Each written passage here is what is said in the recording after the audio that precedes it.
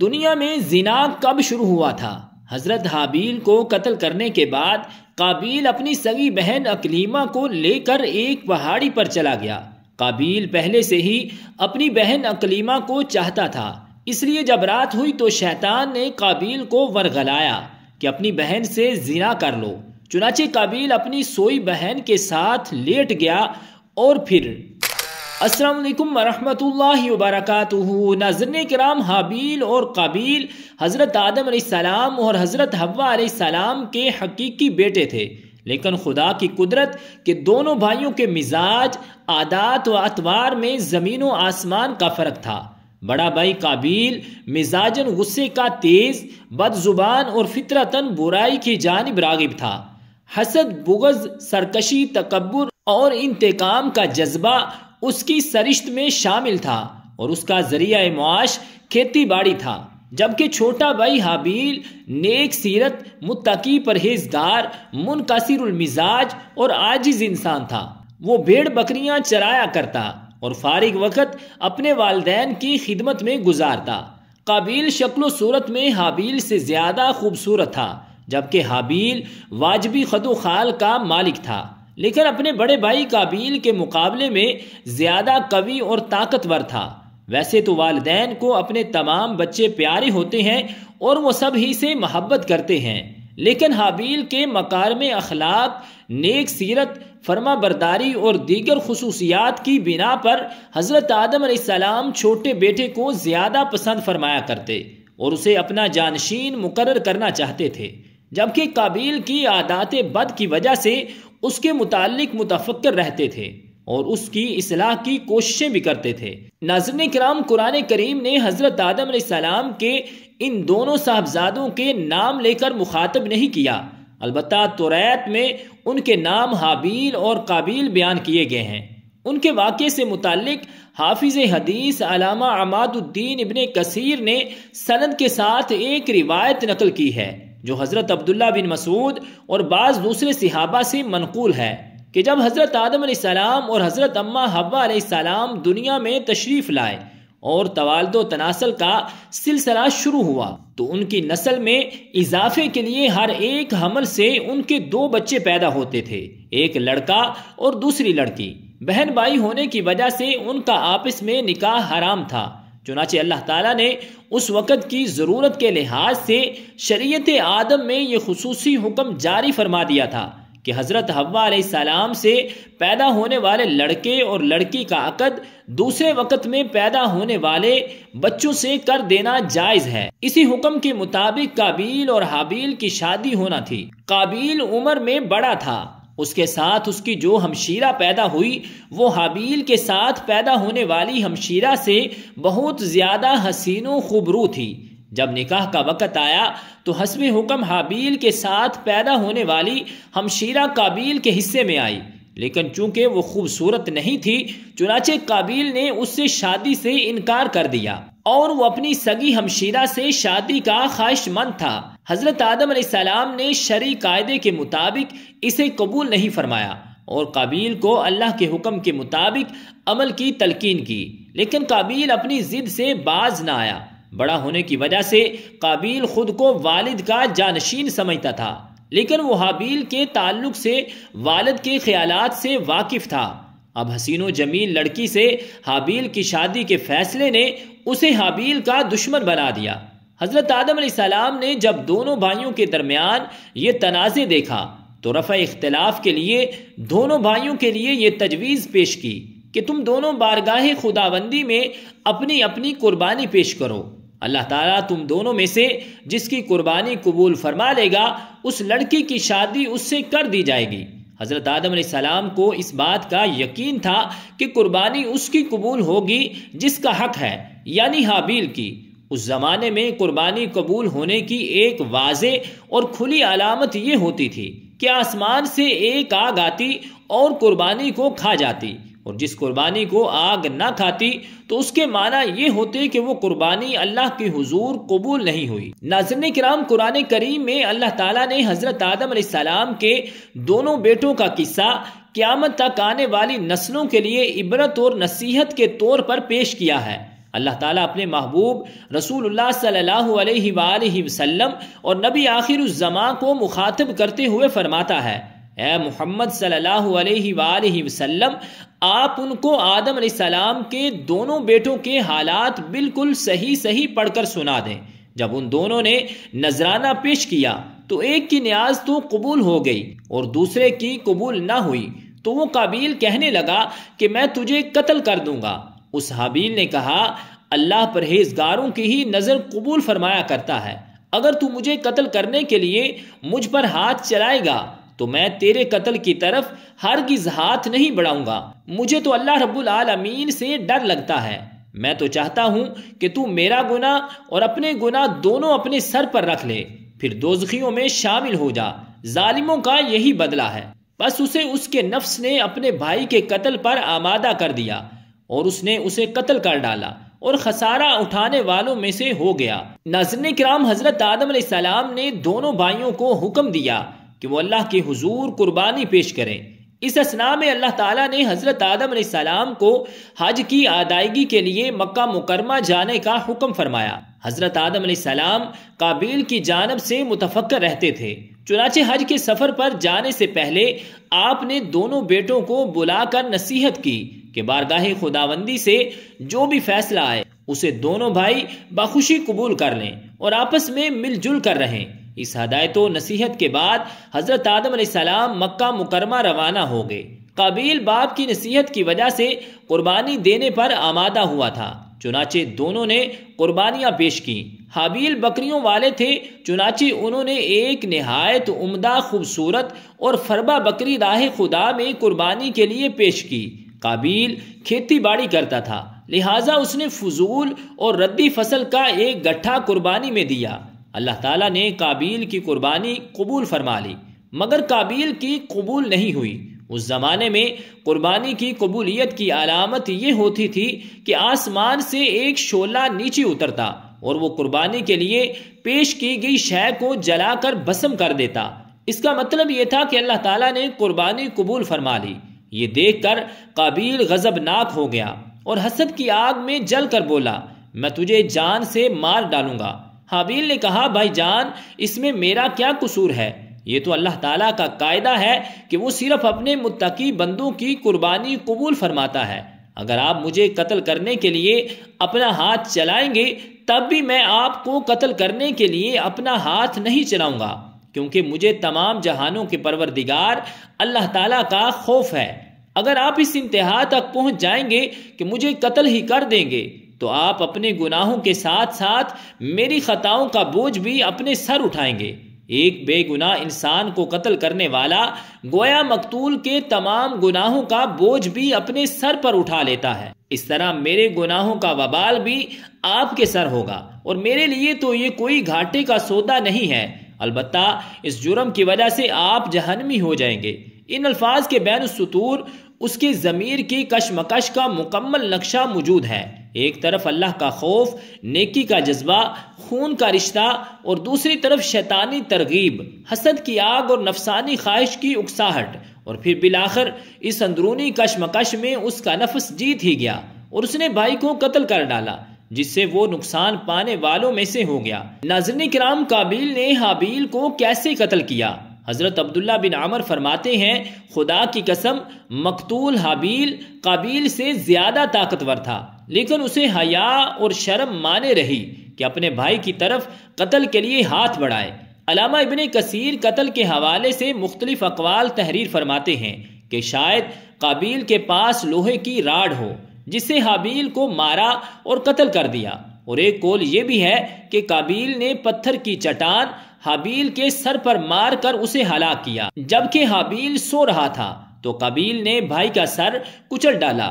ایک قول یہ بھی ہے کہ قابیل نے حابیل کا گلا گھونٹا اور اس طرح اسے کاٹا جیسے درندے کرتے ہیں، جس سے وہ جاں بحق ہو گیا۔ ناظرین کرام، حابیل نے اپنے بھائی قابیل سے کہا تھا کہ بھائی، میں آپ سے ڈر کر نہیں بلکہ اللہ تعالیٰ کے خوف سے یہ چاہتا ہوں کہ اپنے بھائی کے خون میں اپنے ہاتھ نہ رنگوں۔ قرآن کریم میں مذکورہ شادی کا کوئی تذکرہ نہیں ہے، اور نہ ہی حضرت آدم علیہ السلام کے صاحبزادوں حابیل اور قابیل کے نام موجود ہیں۔ بلکہ ناموں کی بجائے حضرت آدم علیہ السلام کے 2 بیٹوں کا کہہ کر ذکر کیا گیا۔ اس قربانی کا ذکر فرما کر اللہ تعالیٰ نے نعش کی تدفین کے بارے میں یوں فرمایا ہے کہ اب اللہ نے ایک کوا بھیجا جو زمین کو ریدنے لگا تاکہ اسے دکھائے کہ اپنے بھائی کی لاش کو کس طرح چھپائے۔ کہنے لگا، ہائے افسوس، کیا میں اس کوے کی مانند بھی نہ ہو سکا کہ اپنے بھائی کی لاش چھپا دیتا۔ سو وہ پشیمان ہونے والوں میں سے ہو گیا۔ ناظرین کرام، قابیل نے اپنے بھائی کو قتل تو کر دیا، لیکن اب وہ نہایت پریشان تھا کہ اس کی لاش کا کیا کرے۔ یہ زمین پر کسی انسان کا پہلا قتل تھا۔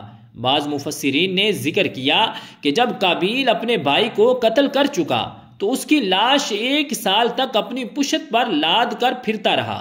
اہل کتاب سے منقول ہے کہ دمشق کے شمال میں ایک پہاڑ جبل قاسیون میں وہ غار موجود ہے جس میں قابیل نے پتھر مار کر حابیل کو قتل کیا تھا۔ یہ غار آج بھی خونی غار کے نام سے پکارا جاتا ہے۔ اس بات کی صحت کا علم اللہ تعالیٰ کو ہی ہے۔ بعض مفسرین نے لکھا ہے کہ اللہ تعالیٰ نے 2 کووں کو بھیجا تھا۔ وہ کوے دونوں بھائی تھے، پھر دونوں لڑنے لگے حتیٰ کہ ایک نے دوسرے کو ہلاک کر دیا۔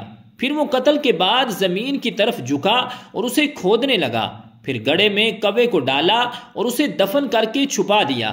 جب قابیل نے یہ سب دیکھا تو پکار اٹھا، ہائے افسوس کہ میں اس کوے کی طرح ہونے سے بھی عاجز ہو گیا کہ اپنے بھائی کی لاش چھپا لوں۔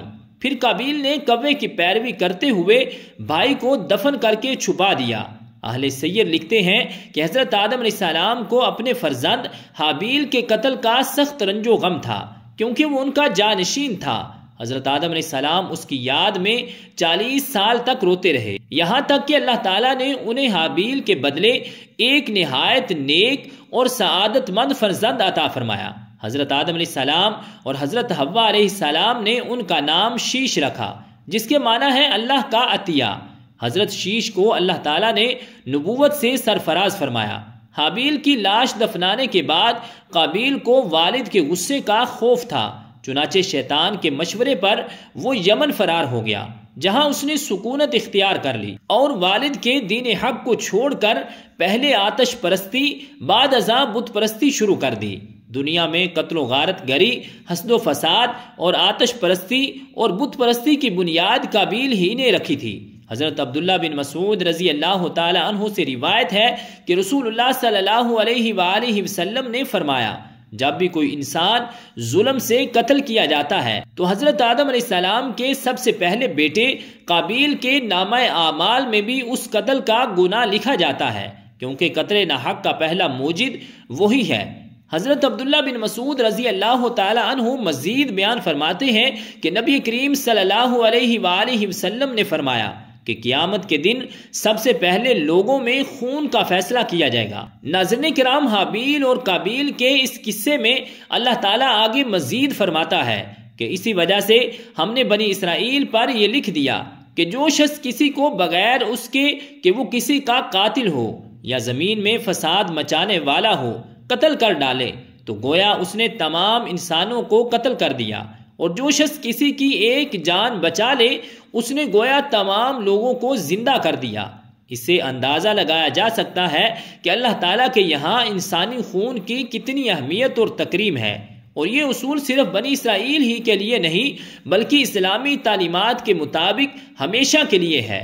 علامہ ابن کثیر فرماتے ہیں کہ قابیل کو حابیل کے قتل ناحق کی دنیاوی سزا فوری طور پر اس طرح دے دی گئی کہ اس کی پنڈلی اس کی ران کے ساتھ چمٹ گئی، اور جس طرف سورج کا رخ ہوتا اس کا چہرہ بھی از خود ادھر ہی گھوم جاتا۔ اپنے بھائی کے ساتھ حسد، سرکشی اور گناہ کی وجہ سے اسے یہ رسوائی اور عذاب ملا، جبکہ آخرت کا عذاب سخت اور اپنی جگہ قائم ہے۔ ناظرین کرام، اہل نظر جانتے ہیں کہ قرآن کریم کوئی قصہ، کہانی یا تاریخ کی کتاب نہیں ہے کہ جس کا مقصد کسی واقعے کو اول سے آخر تک بیان کرنا ہو، لیکن ماضی کے واقعات اور گزشتہ اقوام کے قصص اپنے دامن میں بہت سی عبرتیں اور نصیحت رکھتے ہیں۔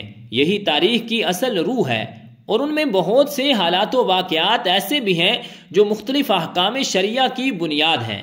انہی فوائد کے پیش نظر قرآن کریم کا اسلوب ہر جگہ یہ ہے کہ موقع بہ موقع کوئی واقعہ بیان کرتا ہے، اور اکثر پورا واقعہ بھی ایک جگہ بیان نہیں کرتا، بلکہ اس کے جتنے حصے سے اس جگہ کا کوئی مقصد تعلق ہو تو اس کا وہی ٹکڑا وہاں بیان کر دیا جاتا ہے۔ حضرت آدم علیہ السلام کے دونوں بیٹوں کا قصہ بھی اسی اسلوب پر نقل کیا جا رہا ہے۔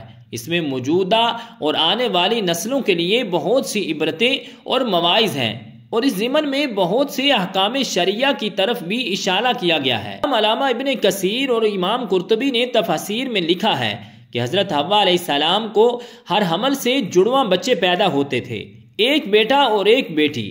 یہ دونوں سگے بہن بھائی ہوتے تھے، جبکہ پہلے حمل سے پیدا ہونے والا بیٹا دوسرے حمل سے پیدا ہونے والی بیٹی سے شادی کر سکتا تھا۔ حضرت آدم علیہ السلام کی سلبی اولاد کے درمیان ایک بطن کا دوسرے بطن سے نکاح جائز تھا۔ جب حضرت آدم علیہ السلام اور حضرت حوا علیہ السلام دنیا میں آئے اور توالد و تناسل کا سلسلہ شروع ہوا تو ہر ایک حمل سے ان کے دو بچے پیدا ہوئے، ایک لڑکا اور دوسری لڑکی۔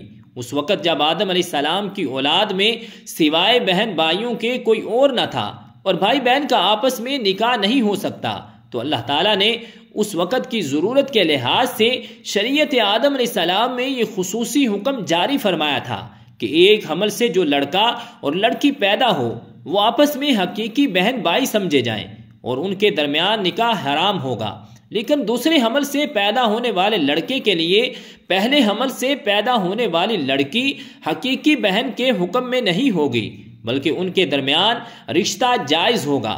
حضرت آدم علیہ السلام کی شریعت میں ضرورت توالد و تناسل کی وجہ سے یہ جائز تھا، اس کے علاوہ اور کوئی شکل نہ تھی۔ اس کو اللہ تعالیٰ نے اس وقت جائز فرمایا تھا، چونکہ بعد میں اس کی ضرورت نہ رہی، اس لیے پھر حضرت آدم علیہ السلام کے بعد آنے والی ہر شریعت میں اس کو منع کر دیا گیا کہ کوئی بہن بھائی آپس میں شادی نہیں کر سکتا۔ قابیل کے ساتھ جو لڑکی پیدا ہوئی وہ بے انتہا خوبصورت تھی، جبکہ حابیل کے ساتھ جو لڑکی پیدا ہوئی وہ اتنی خوبصورت نہ تھی۔ حضرت آدم علیہ السلام کی شریعت کے مطابق جب یہ جوان ہوئے تو قابیل کی شادی حابیل کے بہن سے ہونی تھی اور حضرت حابیل کی شادی قابیل کی بہن سے ہونی تھی، لیکن قابیل اپنی ہی بہن کو پسند کرنے لگا اور وہ اسی سے شادی کرنا چاہتا تھا، جبکہ شریعت آدم میں اس کی ممانعت تھی۔ ایک ہی عمل سے پیدا ہونے والے بچوں کی شادی آپس میں نہیں ہو سکتی تھی، لہٰذا جب یہ صورتحال زیادہ بگڑ گئی تو حضرت آدم علیہ السلام نے ان دونوں کو اللہ کی راہ میں قربانی پیش کرنے کو کہا اور بتایا کہ جس کی قربانی کو آسمان سے آگ آ کر کھا جائے تو سمجھنا کہ اس کی قربانی بارگاہ خداوندی میں قبول ہو گئی ہے۔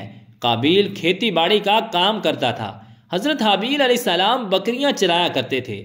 حضرت حابیل علیہ السلام نے اللہ تعالیٰ کے سامنے ایک بکری کا بچہ پیش کیا اور قابیل نے بھی اللہ تعالیٰ کی بارگاہ میں قربانی رکھ دی، چنانچہ حضرت حابیل کی قربانی قبول ہو گئی۔ ایک دن قابیل نے غصے میں آ کر حضرت حابیل کو پتھر مار کر قتل کر دیا۔ پھر شیطان قابیل کے پاس آیا اور اس کو گھر سے بھاگنے کے لیے کہا۔ شیطان کہنے لگا اگر تم یہاں رہو گے تو تمہیں تمہارا باپ مار ڈالے گا۔ بس اسی قتل کے ڈر سے قابیل اپنی سگی بہن اقلیمہ کو لے کر یمن کی پہاڑیوں میں جا بسا۔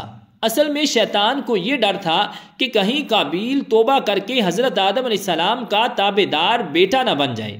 پہاڑیوں میں جا کر نسل قابیل خوب بڑھنے لگی اور وہاں اس کی کثیر اولاد ہوئی۔ قابیل اور اس کی اولاد نے ہی سب سے پہلے آتش پرستی اور پھر شیطان کے بہکاوے میں آ کر بت پرستی شروع کر دی۔ ناظرین کرام، دنیا میں قتل و غارت، حسد و فساد اور بت پرستی کی بنیاد قابیل ہی نے رکھی تھی۔ حضرت عبداللہ بن مسعود رضی اللہ تعالی عنہ سے روایت ہے کہ حضور نبی اکرم صلی اللہ علیہ وآلہ وسلم نے فرمایا، دنیا میں جب بھی کوئی ظلم سے قتل ہوتا ہے تو اس کا ایک گناہ حضرت آدم علیہ السلام کے بیٹے قابیل کی گردن پر ضرور ہوتا ہے، اس لیے کہ یہ وہ شخص ہے جس نے ظالمانہ قتل کی ابتدا کی اور یہ ناپاک طریقہ جاری کیا۔ ناظرین کرام، اس دن کے بعد حضرت آدم علیہ السلام مسلسل پریشان رہنے لگے۔ حضرت آدم علیہ السلام اللہ تعالیٰ کی بارگاہ میں دعا کیا کرتے تھے، یا اللہ تعالیٰ مجھے کوئی نیک اولاد عطا فرما۔ اللہ تعالیٰ نے حضرت آدم علیہ السلام کی دعا قبول فرماتے ہوئے حضرت آدم علیہ السلام کو ایک لڑکا عطا فرمایا جس کا نام حضرت شیش علیہ السلام تھا۔ حضرت شیش علیہ السلام جوان ہوئے تو حضرت آدم علیہ السلام نے اپنا جانشین حضرت شیش علیہ السلام کو مقرر کر دیا۔ ان کو حکم دیتے ہوئے کہا کہ اپنے بھائی قابیل سے ہمیشہ دور رہنا۔ جب حضرت آدم علیہ السلام کا وصال ہوا تو اللہ تعالیٰ کی طرف سے بے شمار فرشتے زمین پر نازل ہوئے۔ انہوں نے حضرت شیش علیہ السلام کو اپنے باپ کو دفن کرنے کا طریقہ بتایا۔ اس کے بعد حضرت حوا علیہ السلام کا بھی وصال ہو گیا۔ اس کے بعد زنا کی شروعات ہوئی۔ ناظرین کرام، اس کے بعد ایک وادی میں قابیل اور اس کی اولاد رہنے لگی۔ شیطان ایک آدمی کی شکل میں ان کے پاس آیا۔ شیطان نے ان دونوں کو عیش و عشرت میں لگا دیا۔ شیطان نے ان کو ایسے ایسے کپڑے اور گانے بجانے کے طریقے سکھائے کہ وہ کبھی بھی ان کو بھول نہ سکیں۔ انہوں نے ایک دن میلے کے لیے مقرر کیا جس میں وہ برہنہ عورتیں اور مرد اکٹھے شرکت کرتے تھے۔ اس میلے پر طرح طرح کے گانے اور موسیقی کی آوازیں آتی تھیں۔ اس طرح جو شخص مومن تھا ان کو بھی یہ آوازیں سنائی دیتی تھیں۔ ایک دن ایک مومن کے دل میں خیال آیا کہ یہ سب کچھ قریب سے دیکھنا چاہتا ہوں۔ ایک دن وہ مومن اپنے ساتھیوں سے چوری وہاں سے نکلا اور قابیل کے لوگوں کے پاس آ گیا۔ اس نے دیکھا کہ قابیل کی اولاد بے حیائی اور فضول کاموں میں لگی ہوئی تھی۔ اس شخص نے وہاں جا کر دیکھا کہ وہ عورتیں بہت ہی خوبصورت اور حسین تھیں۔ ناظرین کرام، اس حوالے سے روایت میں آتا ہے کہ حضرت شیش علیہ السلام اور آپ کے ساتھی بہت ہی حسین و جمیل نوجوان تھے۔ ان کی نسبت ان کی عورتیں زیادہ پیاری نہ تھیں۔ قابیل کی اولاد میں لڑکیاں تو بہت ہی پیاری تھیں، لیکن ان کی نسبت مرد زیادہ حسین و جمیل نہ تھے۔ وہ شخص قابیل کی اولاد اور عورتوں سے بہت ہی متاثر ہوا۔ اس کے بعد وہ واپس آ گیا۔ اس نے مومنین کو بھی ان عورتوں کے بارے میں بتایا۔ ان میں سے جو کمزور ایمان والے تھے وہ قابیل کی اولاد کی طرف ہجرت کرنے لگے۔ کافی حد تک مومن لوگ بھی قابیل کے فتنے میں داخل ہوتے گئے اور فضول کاموں میں شامل ہوتے جا رہے تھے۔ اس طرح وہ ایک دوسرے کی طرف مائل ہوتے گئے، جہاں سے زنا جیسے کبیرہ گناہ نے جنم لیا۔ روایات میں آتا ہے کہ حضرت شیش علیہ السلام کے ساتھ رہنے والے ساتھیوں کی تعداد بہت ہی کم رہ گئی تھی اور قابیل کا گروہ کافی مضبوط اور طاقتور ہو چکا تھا، اور وہ حضرت شیش علیہ السلام اور ان کے ساتھیوں کو تنگ کرتے رہتے تھے، ان کو طرح طرح کی تکلیفیں دیا کرتے تھے۔ حضرت آدم علیہ السلام نے وفات کے وقت حضرت شیش علیہ السلام کو نصیحت کی تھی، اے میرے جانشین، میرے بعد تقوی اختیار کرنا اور اپنی نسل کو قابیل سے پاک رکھنا۔ چنانچہ ایسے ہی ہوا۔ حضرت شیش علیہ السلام نے شادی سے انکار کیا، جس پر قابیل کے بیٹے حضرت شیش علیہ السلام کی اولاد سے لڑکی کو اٹھا کر لے گئے، جس پر حضرت شیش علیہ السلام نے اللہ کے حکم سے قابیل کے لشکر پر حملہ کیا اور ان کو تہس نہس کر کے لڑکی کو آزاد کروا لیا۔ ناظرین کرام، مسلمان اور یہودی اور عیسائی اس بات پر متفق ہیں کہ اس وقت دنیا میں جتنے بھی لوگ موجود ہیں وہ حضرت شیش علیہ السلام کی نسل میں سے ہیں، کیونکہ حابیل علیہ السلام 20 سال کی عمر میں شہید کر دیے گئے تھے اور ان کا کوئی جانشین نہ تھا۔ قابیل اور اس کی اولاد شیطان کی پیروکار بنی، جس کو طوفان نوح میں غرق کر دیا گیا تھا۔ اس لیے نسل انسانی صرف اور صرف حضرت آدم علیہ السلام کے تیسرے بیٹے حضرت شیش علیہ السلام سے ہے۔ اگر دیکھا جائے تو زنا اس وقت ہی شروع ہو گیا تھا جب قابیل اپنی بہن اکلیمہ کو لے کر وہاں سے بھاگ گیا تھا۔ اس نے اپنی بہن کے ساتھ ہی اپنی اولاد کو جنم دیا تھا۔ رب ذوالجلال کی بارگاہ اقدس میں دعا ہے کہ خالق کائنات ہمیں ہر گناہ سے محفوظ رکھے اور ہمیں نیک اعمال کرنے کی توفیق عطا فرمائے اور ہمارا خاتمہ ایمان پر فرمائے۔ آمین بجاہ النبی الکریم الامین۔